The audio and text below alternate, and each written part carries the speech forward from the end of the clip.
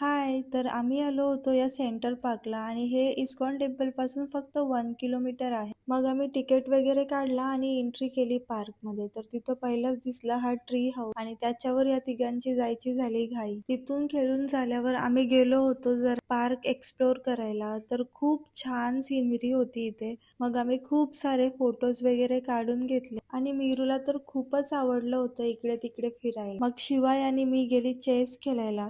तर चेस एवढा मोठा होता का शिवायला काही समजतच नव्हतं कसं खेळू. खूप कन्फ्यूज होत होता तो.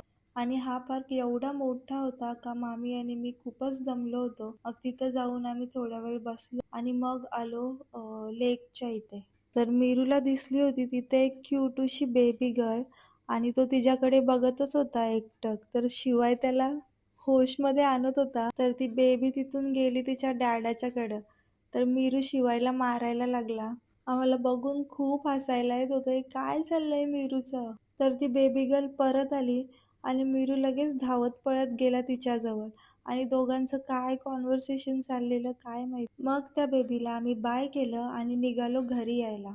घरी येता येता आम्हाला खूप सारी ट्रॅफिक भेटली होती.